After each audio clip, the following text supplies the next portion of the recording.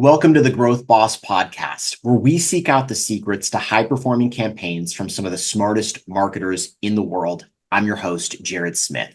Today, I have Jason Hewett with me, and he's going to teach us how he drove $10,000 in revenue from a single post.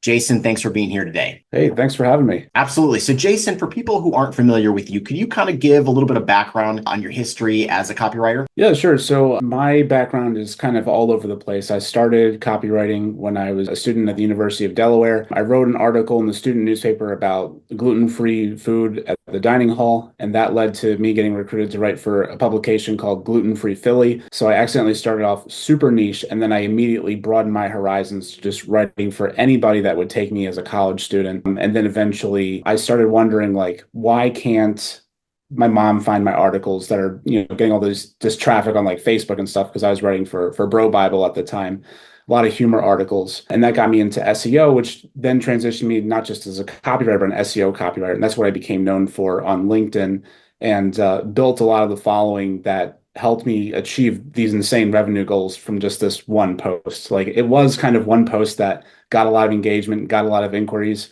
but like, I don't want anybody to think that, oh, you can just, win the lottery of posting one post. Like, it did take a lot of work of honing my craft as a writer, as a comedian, because this was a really funny post that ended up going viral, and also building that following and building a network of people who would share it with other people, and also understanding that audience. So I think that on LinkedIn, before this viral post, I kind of became known as like a guy who would write content about SEO, explaining to small, medium-sized businesses, practical advice, and campaigns like that are what built the following that I kind of still have today.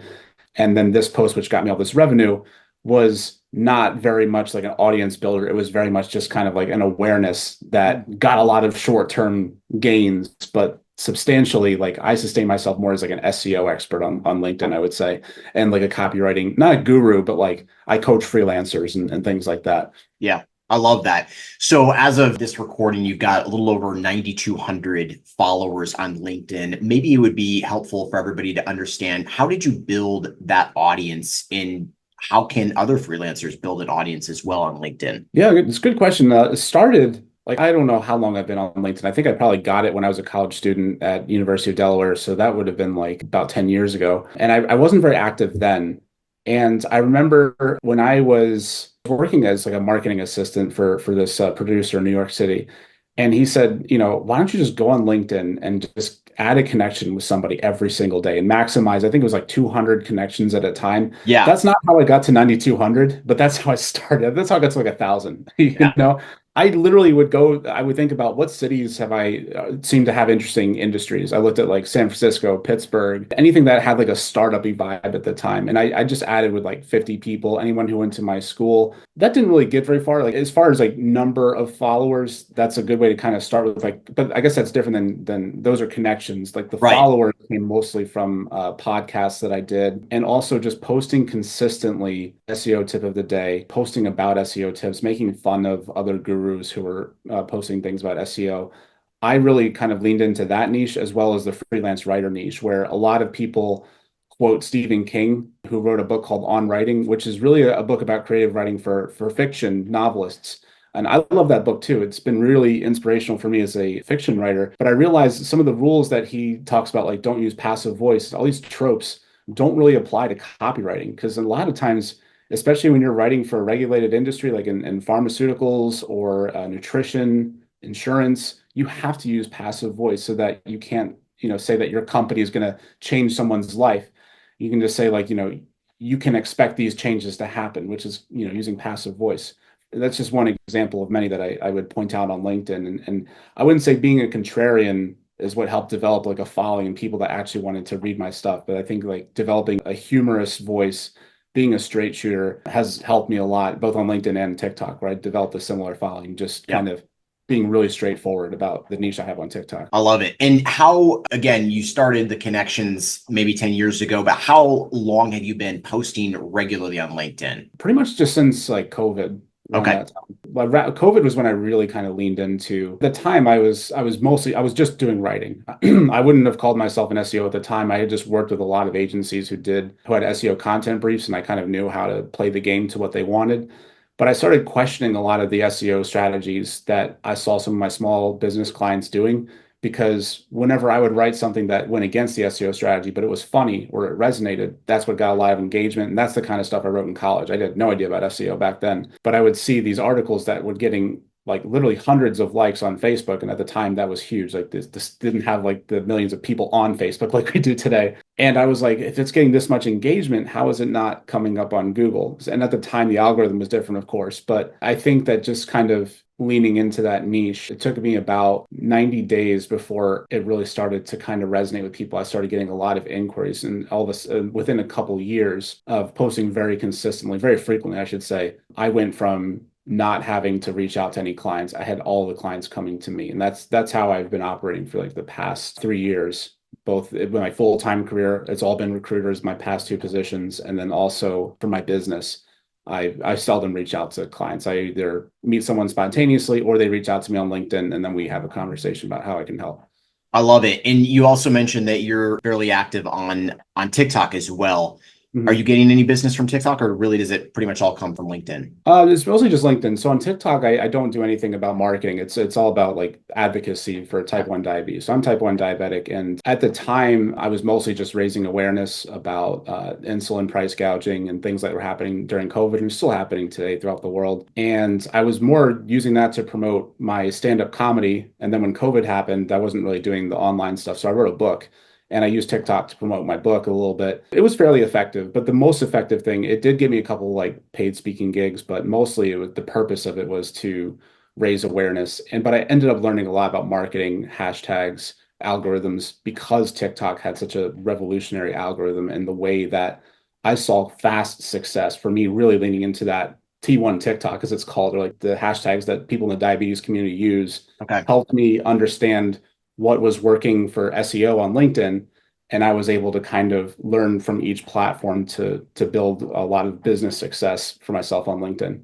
Okay. And walk me through kind of your creative process for coming up with post ideas. I feel like that's one of the areas that I struggle with. I think a lot of freelancers struggle with it. How do you come up with new ideas that you think will be interesting, engaging, educational to your audience? Oh, I just read all the time. I mean, I'm so blessed that like for some, I don't know what it is. Sometimes I literally like when I was doing the SEO tip of the day campaign during COVID, I would just wake up and write something. Okay. Sometimes I post 2 or 3 times a day. It's just because I have a habit of checking LinkedIn for notifications. I get a lot of inquiries. Most of them are guest posts, but like every once in a while you get like a real client or a podcast opportunity. I love to check that out. And I also am genuinely interested in what people have to say. I love discussion. I love debates. And I'm always reading things that make me think, Mm, especially when it comes to marketing, because I've been obsessed for a long time with trying to understand how it all works. Like, how do you go viral? How do you sustain a business? How do you really grow? And so I question everything, which sometimes is great for LinkedIn. It fosters discussion. Other times you kind of accidentally tripped into an engagement circle, I guess. And that kind of lights a fire under my butt because, if there's somebody saying, especially if I feel like somebody's giving misleading advice, I mhm. love to challenge it. And I found that the best way to challenge it is with humor that doesn't call the other person out because it I doesn't love make it. aggressive that way, Yeah, that's awesome. So let's dig into the actual post that went viral. Sure. Tell us a little bit about the post and what you felt were the elements that made it go viral. The post was what if HubSpot content were written by dot dot dot. And then I did a list of a bunch of different styles of copy, like different brands like Nike, Taco Bell. And I made a parody of, talking about HubSpot content in the tone of these other famous brands, especially like Dollar Shave Club was like the Sure. main one. What led up to it was I wrote a similar post called "What if McDonald's content were written by," and then it did like different copywriters. And Dollar Shave Club was one of them. I did a bunch of I continued the series with a bunch of other brands in the same format. They all did pretty well, but none of them as well as the HubSpot post. And I forget what exactly inspired the McDonald's post. I think that this was just like a couple of years ago, and I was experimenting with all kinds of humor content and having a lot of fun. And I miss writing listicles. Like when BuzzFeed was in its heyday, that was a high demand. And like if Sure. you knew how to write a funny listicle with that kind of sarcasm, that's the kind of thing that I grew up in a small town in Delaware, and like I would write those kind of listicles for my class about things that were happening in school. And one of them went viral. Like I passed around a sheet and like I printed out a bunch of copies and the whole school was passing it around. I got in trouble for it. But that's where I kind of was like, let me lean into that for LinkedIn because in school it's like an inside joke for an inside audience. And when I saw that the format of McDonald's one was popular, I said, okay, this McDonald's is a brand that everyone kind of understands, but this is LinkedIn. Who's on LinkedIn? These are a bunch of business marketing people who have we all heard of. Salesforce, HubSpot. I'm very familiar with HubSpot. My sister used to work there. I actually like HubSpot's content. Sure. And imitation is the sincerest form of flattery in a sense. So I said, let me pick HubSpot. And I thought if they like the McDonald's one, they'll love the HubSpot one. So I just kind of, saw the opportunity and I took it. And I didn't expect it to go as well as it did. And I also didn't expect so many people to be reaching out to offer work. And I was really pleasantly surprised at how many inquiries I got and how receptive they were to paying premium rates for my services. That's amazing. Yeah. And have you been able to replicate that at all with future posts, kind of playing off that same sort of concept? Not in the same way, no. For a number of reasons. One is because I didn't like brand myself as a funny copywriter on LinkedIn. Not yet anyway. And the reason I haven't been able to replicate it, I think, is two reasons. One is that you can't really time the market, so to speak. Like you don't know when you're going to go viral. Yeah. I think I posted these around the Thanksgiving, Christmas holiday where people are kind of doom scrolling on LinkedIn anyway. Yep. So I feel like that was like prime real estate for just some really funny content that everybody can enjoy. The economy was also a lot better, the job market. So there's not less people that are kind of going on LinkedIn with anxiety about where they're going to find their job. They're able to kind of relax and enjoy some, light humor like that. So it was successful in the sense that if I continued writing those posts, like a lot of people were engaging with it, a lot of people liked it. But then I kind of went back to my, straightforward advice posts, and I feel like my audience got confused. Like there were people looking for funny content, and there were people who were looking for the straightforward advice that didn't love those posts. Yeah. And so I think that's ultimately why I didn't sustain it. But I couldn't take on all the leads that I was getting anyway. I'm a one-man show, and I didn't want to burn myself out too much. Yeah. And tell me, you said you didn't or hadn't branded yourself as kind of this comedic copywriter. How has your personal brand evolved over the last couple of years as you've been obviously really active on LinkedIn? I feel like that's another thing where I'm constantly like, who am I? Who do I serve? Like what's, obviously the more honed in you can become, I feel like the more you resonate with that audience, the better your conversion rates are going to be with that audience. How do you feel like that has transpired or evolved with you? That's a really good question because I'm on a similar journey. Like I've kind of seen a million different opportunities to really niche down, but I never wanted to pigeonhole I myself. know, right? Yeah. And I spoke with a business mentor at one point, and she kept harping on like, you don't need to pigeonhole yourself, but do look at like niches and how you want to serve those markets. What are their unique needs and how are you uniquely positioned to do that? And also think about like if you're a generalist, that means you're going to have to lower your rates and be the generalist who serves anyone and Yeah. just find gigs. You might as well work on Upwork. If you want to be a specialist and charge premium rates, then you have to be more niche. Yeah. And so for me, like it's kind of evolved in terms of like I gravitated away from being that generalist because when I started, I was hustling because I at the time was in New York. I was in the middle of a lease and it's expensive out here. And I'd just been laid off my first like corporate gig and I needed healthcare. I didn't have any and I had to pay for insulin, which is more expensive than my rent.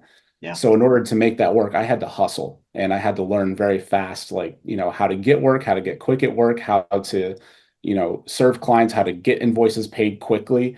Because whenever there was a lag in payments, then I had to choose like what am I giving up this month? Because I can't give up rent, can't give up insulin. There's a lot of let me take on another job. So I had to learn a lot of really great lessons in a really like hostile kind of learning environment, I guess. Yeah. But it also made me realize that like that kind of desperation, while it did teach me a lot of good things, it's not conducive to sustaining a business. It's not conducive to sustaining a community or a following or interested leads, so to speak. Because if you're just constantly the one that's like desperate for work, then like, nobody really like the people who are willing to work with those people aren't paying attention. And the people who would want to hire you want to work with somebody who's in a good headspace. It's going to be reliable. It's going to be able to be at their best.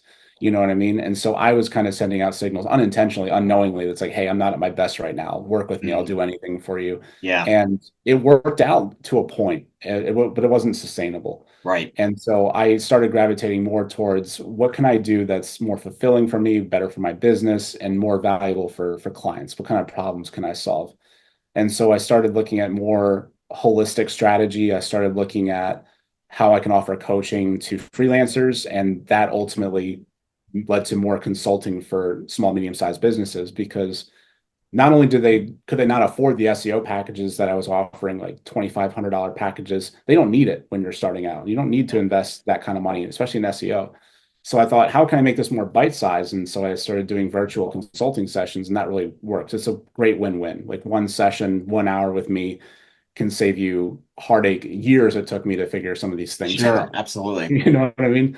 So that's kind of where I'm at right now, and I like it. It's nice and relaxing. It's something I can do alongside my full-time job, like very much like that takes up most of my time, of course. But yeah, I would say it's just kind of more consulting, less grunt work, if that Yep, makes sense. That's what absolutely. ChatGPT is for.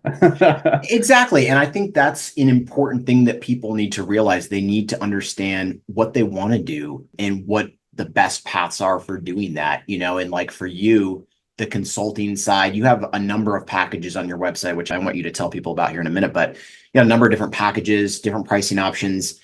It just seems like you really enjoy helping people and that's your sweet spot and that's what you want to focus on.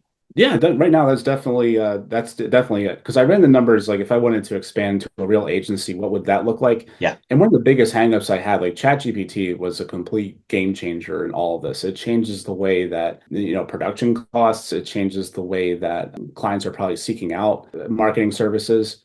And what I realized is that there's a lot more high level stuff that I can, because what I kept running into also is that clients have all kinds of different CMSs. And if I'm trained on it, then I can do it. If I'm not trained on it, or if I need a certain licensing, then it just gets really complicated. So it's better to help somebody kind of, tell them what to do and kind of provide that direction and figuring out how to do that. One day I would love to scale to a larger agency, but I need to learn more about different skill sets in order to make that happen, to really offer a valuable package that drives return on investment, if that makes sense. yeah, absolutely. Well, Jason, I really appreciate you joining the show today. Where can people learn more about you or where can they follow you? Definitely on LinkedIn. JasonHewett.com is my personal website. That's kind of under construction right now, but LinkedIn is definitely the best place to find me. Love it. And if you guys are freelancers and you want to chat with Jason, he's got packages on his website specifically for you at I thought, a very reasonable rate for somebody who's, really been able to grow their following. So Jason, thank you again. Yeah, my pleasure. Thanks for having me.